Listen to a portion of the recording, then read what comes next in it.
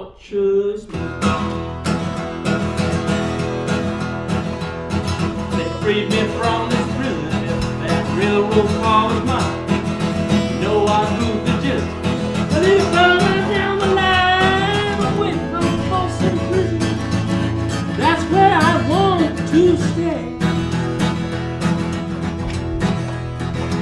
And I'd let that lonesome whiskey blow my blues away.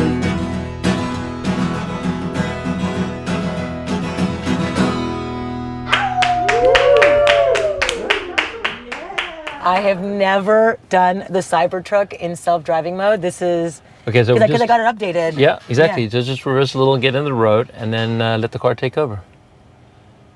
For real. For real. Just Oh my God.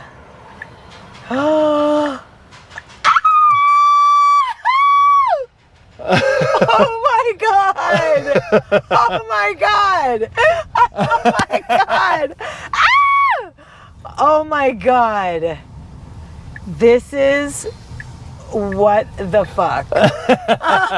Oh my welcome God. to the future. I am freaking out right now.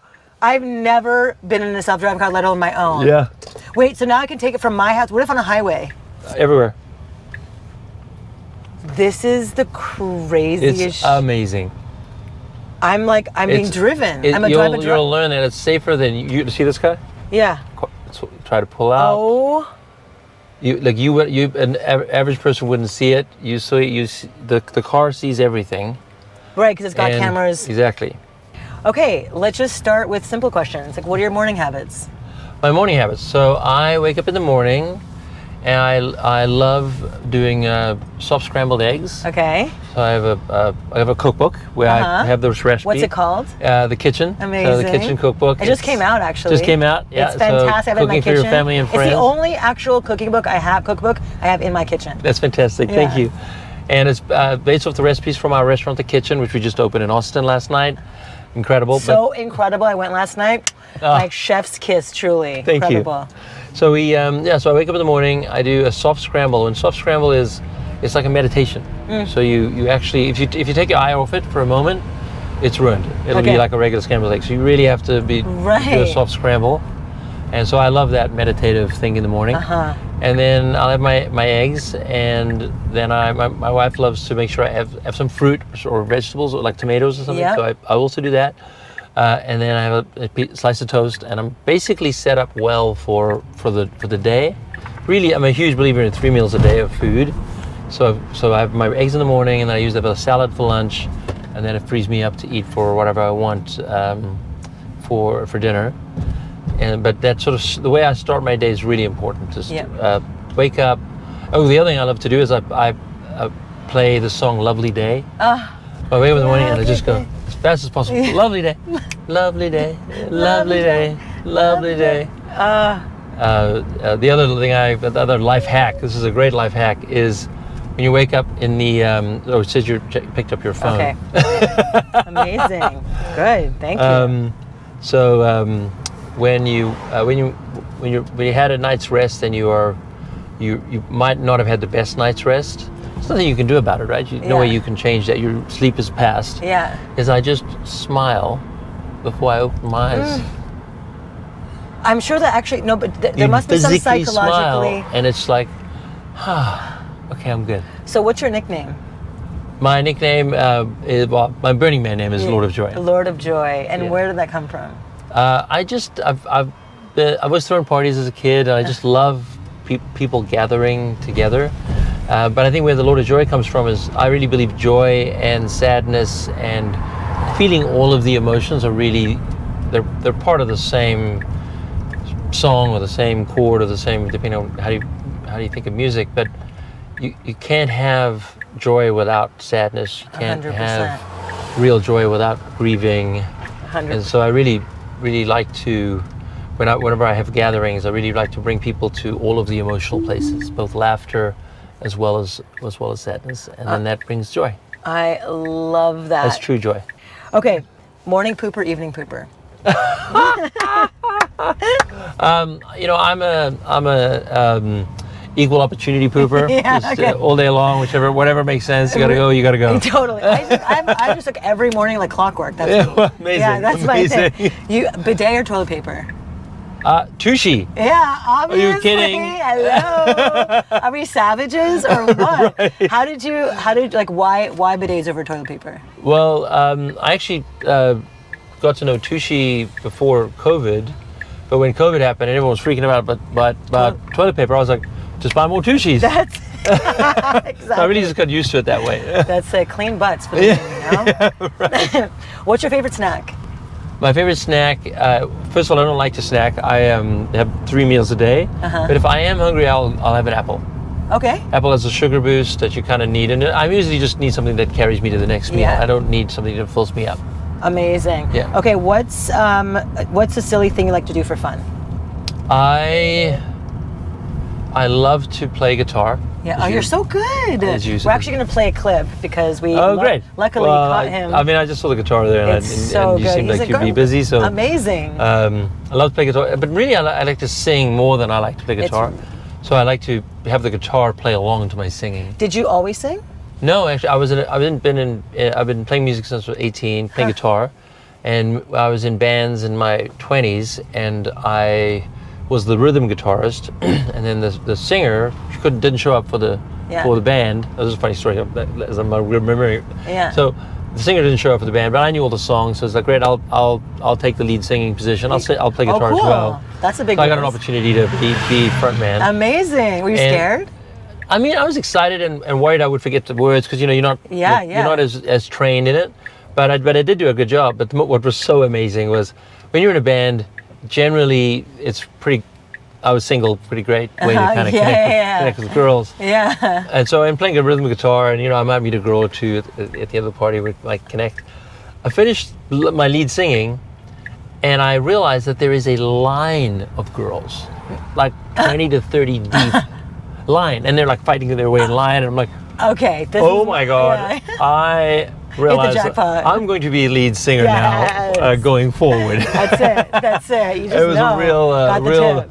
epiphany that when you sing, it really does It connect. does. It really It's does. amazing.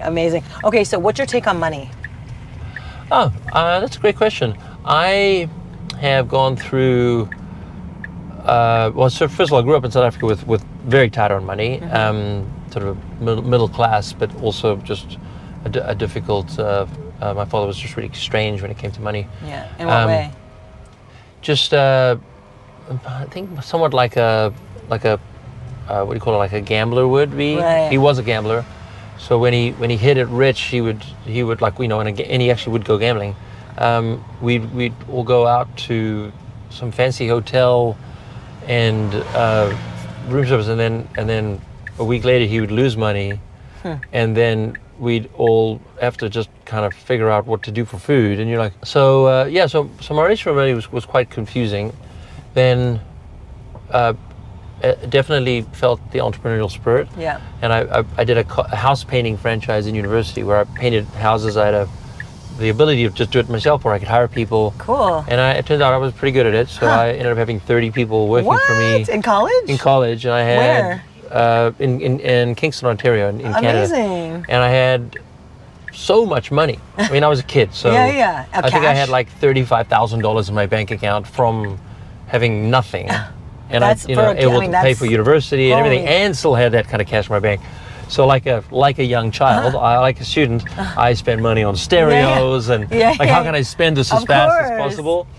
And then I actually, I continue to make more money this way, and I started to get quite depressed about having money, and I was painting houses that didn't have any meaning for me. Yeah. It was a real lesson for me that I'm just not a money-focused guy. Yeah. But I do know how to make money, so that eased my stress level. That if I needed money, I could figure it out. So now it's up to me to find my purpose. Yeah. And so I got very excited about working on a company with my brother in the 90s. We got excited about the internet. Yeah. And we did maps and door-to-door directions for the internet, which was a big deal. Still Before Google? way before Google. Wow. This was before Google even existed as a company. This is 95. Wow. So this was Maps for restaurants. Yahoo acquired us, and we became Yahoo Maps. So this was again before. I didn't even know that. I think before Google even existed. Yahoo came first, right? Yeah, it was first. Yeah, exactly. So the but what we were doing was an essential part of the internet, but it was also very hard to make money on it. So the way we made money was selling the company. Yeah. But the that led me to another opportunity to say, hey, what do I want to do with my life? Yeah. I've got a lot of money. I can do whatever I want. So at that point, you already were like set. Pretty much, yeah. I mean, within reason, if I wanted to live a comfortable life, for sure. But And how old were you at this time? I was 26. Wow. Yeah. Wow. Yeah, no, totally crazy. From 22 to 26 was internet building. It was Wild West. Wow. But then I had another experience of like, okay, I'm kind of depressed. I have money, but I don't have purpose. And so that's when I went to cooking school to learn how to cook. And learned I would say I was passionate about cooking, but I wanted to learn the technique, and did 18 months of training there in New York City at the French Culinary Institute. Very intense, sort of old school, like Gordon Ramsay screaming at you all the time kind of training, which was like, this is crazy. Why are they doing this? Yeah. And but it brought purpose back to me. I'm sorry. It's says you're looking at me too much. Okay, yeah. Okay. But I had 9/11 happen, and I was in New York. I was close to the World Trade Centers. Woke up to the first sound of the plane hitting the building, like that close. Wow. Yeah, Same. really I have a intense. whole story too, yeah. But I had this opportunity to cook for the firefighters. Wow. Cook for 6 weeks. It was incredible. Right at ground zero, driving down to feed the firefighters. So you were living in New York at the time? Living in New York, and wow. It was just beautiful. It was traumatic as it gets, but also beautiful to be part of that community that was helping and feeding the firefighters. So it was at that point I said, I really want to open a restaurant, and you've got to pay attention to the road. Yep. You don't have to touch the steering wheel, but you have to pay attention to the road. Okay, yeah. Gotcha. I'm like so comfortable. This is like the most comfortable experience I know, of it's my like life. you trust the car. I know. I trust it more than myself. Really, more than I'm an Asian woman driver, let's be honest. Right, that's right. Okay, so then? So I told myself, the lesson that I've learned is it's not about the money for me. It's about purpose, and I really want to open a restaurant. And restaurants are infamous for not making money. This was in 2001. Fantastic! Wow, that's a big change. Yeah. Then I sold my company in '99, 2001 finished cooking school, and 9/11, and then I moved to Boulder in 2002. Wow. Worked on the kitchen. Wow, since 2002? Yeah. Damn. And we helped farmers get online to sell their produce with us. So back then, no one had phones, or they had landlines, and they didn't use email. And they would use these silly paper chits to tell us what food they were going to get, and we'd put out even their name on it. We're trying to remember who does what. So one of my claims to fame was actually going to these farmers and setting them up with their internet. So they didn't even know what the internet was. They barely used it. Well, they barely knew about it. And they had no reason to do it. It's like, no, but if you have it, then you can email us what you have instead of a paper chit that you got to drive over and give it to us. And then we can email you right back and tell you what we wanted. What's your product? And so I even went to Best Buy with one of the farmers, and amazing. I didn't buy the computer, but I helped them. Like, you want this one, and here's the cables, and took them to their home and got under the desk, plugged it all in, set them up with their DSL internet at the time, which was just so silly. But life changing for these farmers. And now they're able to serve any restaurant out there that uses email. Whereas before, they'd have to drive over or use landlines. And landlines, you can't call restaurants, they're just too busy. Right, exactly. They're all working. Exactly. Wow, that's incredible. Yeah, so again, back to my relationship to money, it's actually about doing things that I love and my purpose. And sometimes it's really hard because you don't have the financial reward. Yeah. And sometimes it's really great because you're doing it without the financial reward, and that makes it more beautiful. Totally. Do you find it annoying or like frustrating, the fact that you came with nothing, you didn't start with, anything, and you built a success, and yet there's like sometimes when people, have success, there's like envy, jealousy. How do you handle that? I mean, I think that I really don't have, what do I call it? I don't have resentment for people having that kind of judgment. Yeah. To be honest, I remember having it myself when I was younger. Yeah. And I'd meet someone who was wealthy. Yeah. Maybe they come from a wealthy family, or they're just more advantaged than I was. Yeah. And I would have this kind of resentment, and then I worked with it and became really good friends with these people. Yeah. And there was no financial reason for me to do that, just they were good people. Yeah. And I think that I just have a relationship to it. So if someone does have that natural resentment that might exist, Yeah. I'm still excited to get to know them as a person if they want to get to know me. Yeah, 100%. I love that. What is your key? What do you think the key to happiness is? Well, I do love my wife, my Christiana. I love her She's too. so beautiful and wonderful and Yeah. just light of my life. So I do think happiness comes from finding a great partner that you can connect with, and I think that is really beautiful. But I do also think there's another very important path to happiness, which is really grounding in yourself and really know that happiness comes from yourself. That's like it, I can from have within. a great wife, but if I'm choosing to not be happy, I'm not happy. That's right. So there's I read a lot of books around happiness and what is it?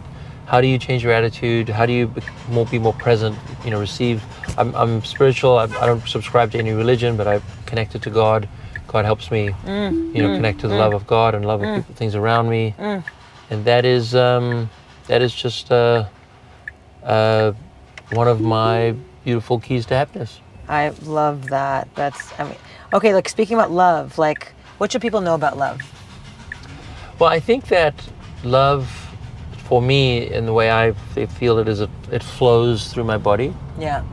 And I see that. I feel that. And I can, thank you. Yeah. And it flows into you. And when I was younger, I was quite cautious or even scared about letting my love flow. Like maybe I was protective of myself or from something. Like upbringing or from. Yeah, I came from a very, very hardcore religious background. Very Christian or Orthodox, Dutch Orthodox. Okay. So very hardcore Christian. But I don't even know I barely paid attention to religion back then. It was just such a downer. Yeah. So the I had to untrain myself out of that, of being just so guarded all the time, and then just kind of let my love flow. How'd you do that? So I think a lot of it. I had an ayahuasca experience in 2019 that just kind of was like an ego death, where it killed all of the past ways of things happening. It's really profound, hard to describe, but but what it did was it helped me kind of rebuild my relationship to my own energy without the past baggage being so much on top of it. And so I think it was really just a rebuilding. So now it's been 5 years, and I've been rebuilding and rebuilding and rebuilding. And just through like opening heart practices. Yeah, just opening heart practices. Yeah, breath work. Just letting it flow. Yeah. Yeah. I guess ultimately it's an awareness. It's an energetic flow. It's like there's some wonderful people out there that have taught me to receive energy and give energy without it being sexual. Right. And I think the repressed nature of it was when I was younger. Because of religious. Was it had a sexual reason that you had to repress it. Right. But it's actually not sexual. Right. It's just love. Yeah. You know, so if you just let it flow and you don't have that voice in your head, well, now it's supposed to be sexual, or I'm afraid they're going to think it's sexual. Actually, no. 100%. So I have my own boundaries. I care so much about the people around me, and I just let it flow. Yeah. What's your relationship to power? Oh, great question. You know, it's been interesting watching our family become this the Musk family. Yeah. And of course. I think that it's overrated, meaning that people assume and assign way more power than is really there.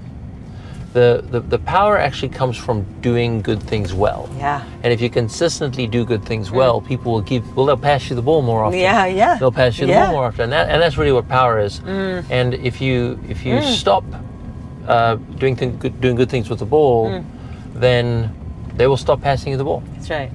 And so I think while power is this thing where you could say, well, what if they're doing something well, but it's not well-intentioned? Or if you use it for not well-intentioned. Yeah. But well-intentioned is also in the eye of the beholder. Right, so 100%. you can be, an extremist in 100%. Hamas, and you can be an think that extremist in they're- Israel, and neither of them would agree on what good intentions Yeah, are. for sure. So I think that it's more along the lines of if you are on a team, Right. and that team could be, using that example, it could be Israel or Hamas.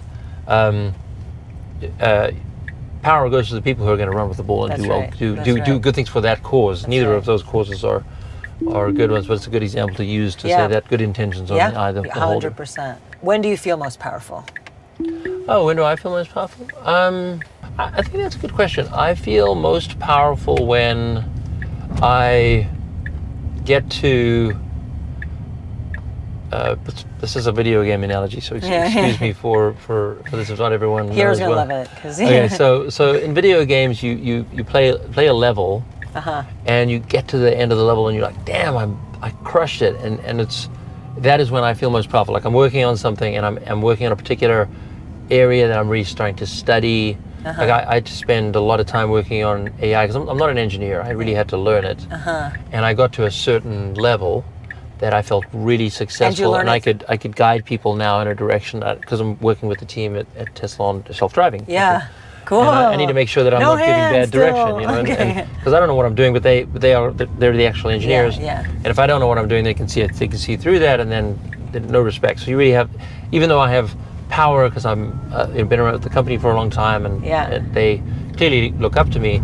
If I don't know what I'm talking about, they'll see through that in a heartbeat. 100%. But so I got to build up that knowledge and deep, intense learning time, where learning about it, so that when I would show up in the meetings, I could ask good questions. Yeah.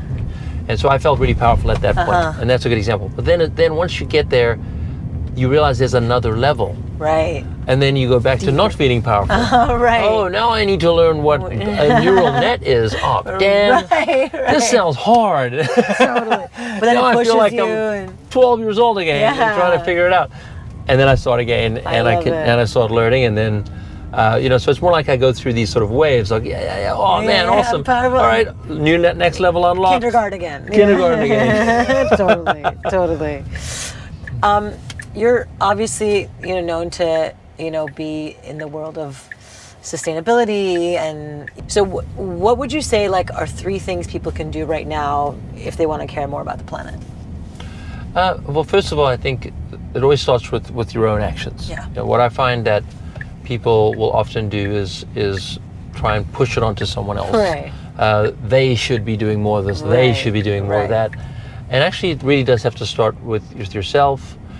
So for me, what I like to do is I work with Big Green, which is a collective of nonprofits around the country, and helping Americans grow food, which is helping, of course, with better food, helping, of course, with regenerative farming, and, of course, helps with the obesity crisis in America. So it's all very beautiful things. Yeah. But what I do, because it's about me, to help actually being part of it, is I meet and visit with these people all the time, and I see what they're doing on the ground. Yeah. And they appreciate that.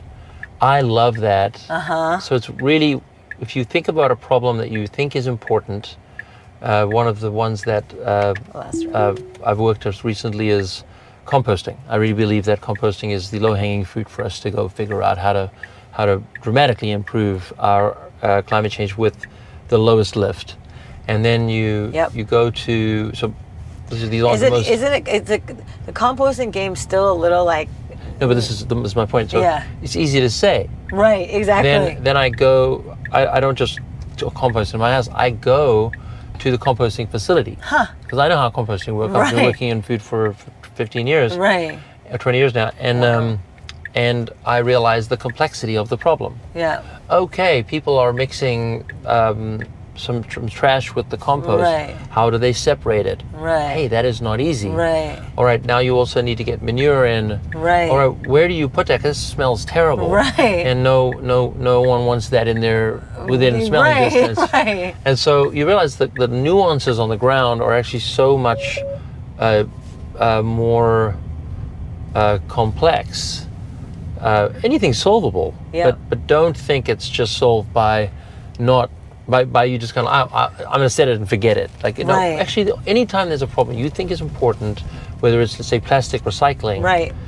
go find out how plastics are recycled. I cannot. And you will have such insight in how you can help solve the problem. So Kimbal invested in our plastic mushroom co. Tushy is obviously current, and then the next is plastic mushroom. So yeah, to like actually learn how to, the plastic crisis affects, 80% of it's not getting recycled. In fact, it's almost 90% now. I've worked with plastic recycling companies and gone to the plastic recycling facilities. I love that you do that. Yeah, and just watch the problem. And Yeah. you go, okay, I get it now. There's an AI robot that they're trying to work on that hasn't been successful yet, that can rapidly sort. Amazing. And but it hasn't worked. They hasn't solved the problem yet. But I know enough about AI that they will solve this problem. That is so brilliant. But if you don't know that, you're living in ignorance. Of course, we need to recycle plastic. Wait, but the problem is more complex than that. I know, exactly. And the fact that you go and you take the time is so important. Okay, so what do you think? Like this is totally next. Meat versus vegan. There's like people who have there's like the paleo diet or the vegan diet. What is your take on? Yeah, sure. So we have a restaurant, The Kitchen, in Austin, Boulder, Denver, Chicago, like unbelievable, kick-ass farm-to-table restaurant. Kick-ass. I am not vegan, but I take food very seriously. So I believe we have the best vegan dish on the planet. What's it called? It's crispy cauliflower. Ooh, it's I love it. Indian flavors, take on Indian flavors, but our unique take on it. It's so good. So we make sure that a vegan is taken care of. That being said, I am absolutely a paleo believer. Yeah. I love a good steak, but I also love vegetables. Yeah. There'll be a time when I just need fries. Yeah, totally. And by the way, The Kitchen does the best fries. The best. So we don't shy away from that. That being said, if it's my meal at home and I'm cooking myself, I would have a beautiful piece of fish with some grilled vegetables, or a beautiful piece of meat with some. Why do you think you need? What's your desire for? I listen to my body. Yeah, I listen to my body, and it's not always that I want meat. But I listen to my body and I cook, so I can cook whatever I want. Yeah, and your body knows. I know. Sometimes my body wants pasta, and I'm like, why do I want pasta? That doesn't. Because you I'm hike down the. I'm not a pasta eater. Yeah. And it's just my body somehow needs carbs. Yeah. I look after my body a lot, so it's not like I never unconsciously eat. I think that's actually something that is beautiful. Is I take every meal seriously. Yeah. My wife gets so mad at me because I'll be like, we're somewhere and it's dinner time, and she says, well, why don't we just order something from Uber Eats or just pull something out of the fridge and do that? Yeah. No, this is food is a gift we give ourselves 3 times a day. I am not going to give myself that. Right. I'm going to go figure out how to have a great dinner. Absolutely. And she's like, just chill out a little bit, and like, nope. I love it. I love the I take energy. every meal seriously. It's so good. This is insane. Cool, right? This is actually, it feels like having a video game. Yeah, and so soon it'll be unsupervised full self-driving, in which case you will be able to look at me and you will be able to just have a conversation. Yeah, I feel like I'm being driven. It is. Yeah, it's so awesome, perfect. And you are being driven. You're I know. Being it's driven. like I have a driver. Our new car coming out next year will have no steering wheel. No steering wheel. You're kidding. No, it's beautiful. It's got a big screen, so much bigger than the screen. 2 very comfortable chairs, meant like a lounge. Oh my God. Tons of luggage space for luggage. A little tiny little cubby here for a briefcase or something. Do you ever worry? People have these conspiracies around like China taking over like the algorithm or like the interface, so that what if they like start crashing cars? Is that something? How do you guys think about that, or like deal with like the marketing of that potential bullshit? Look, I would say that anything is possible, but the AI is what AI is so amazing is it's almost like a child growing up. Yeah. So it's not something that you can very easily influence right away. You influence over time. Yeah. And so the Tesla Full Self Driving, we started it 10 years ago. Maybe it's a 10-year-old child. Yeah. Probably a little older than that, based on the driving. It might be 18. That's quite a lot. And then next year it'll be 19. And for next sure. year it'll be 20. And so influencing it to crash cars, it's not quite how AI works. Right. It would take a lot of influence to do that. Right. Because it is actually learning from Right. It's environment. It's not taking instructions. Right. It's not like it's some. It's not there's some if-then interface. statements. Right, Yeah, exactly. Right. The old days is if-then statements, Right. and that you couldn't. Oh, that feels really. That makes me feel Yeah. super safe. That's amazing. Wow. No steering wheel next year. Yeah. What about the Cybertruck? Cybertruck was Yeah, yeah. Because it's a great car to drive. Yeah, it's a big. This Yeah, is no, a, no. this is a machine that The can, driving cars are going to have amazing steering wheel, Oh and my you'll be able to God. drive it as much as you like, and of course turn on full self-driving whenever you want. This is insane. Okay, so last question, community. So what is it about community that makes you that kind of like, what is your take on community, and why is that important? So I love gathering together with my community. I love it. I guess the restaurant Genuinely love breaking it. bread. Yeah, and the restaurants are actually, they're definitely a way to gather as a community, Yeah. but actually it's a little different because I can gather with my community anywhere. Yeah. The restaurants are a way for me to get to know a new community. Yeah. So I opened Austin not because I mean, I'm sure it'll do well, but I did it because I want to get to know more of Austin. Yeah. Absolutely. So that's it's almost like a method to meet new people. Whereas with community gatherings that I do with you and with your sister Rada, Eli, is those are, it's all about joy, and oftentimes people there are experiencing challenging times in their lives, and you want to give them space for that too. So community comes from being part of a friend's life, and enough friends, and then everyone goes through life together. And life isn't perfect. Life goes ups and downs, lefts and rights, and community is when you're willing to and open to staying with people through their journey. That's right. I remember when I went through the darkest moment, 20 people came to my house and surrounded me with like a boombox playing joyful music so I could just, again, lift up my spirits. Yeah. And that's what community, That's what community does. It got me out of some dark times real quick. Let me just park here.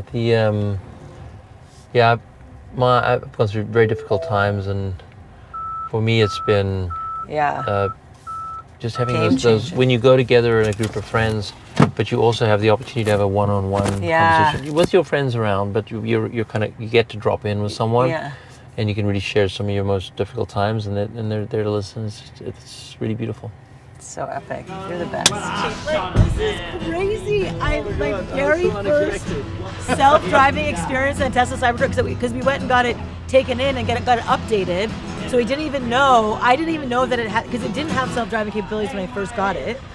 And now it does. And he just literally, the man, the myth, the legend, like literally showed me how to do it. This was like I was like, would you like to turn it on? I was like, wait, what? Come again? It was truly 10 out of 10. Like, I'm like the number one fan. I'm a fangirl. There's a Blu-ray chef's kiss. Yeah, thank you.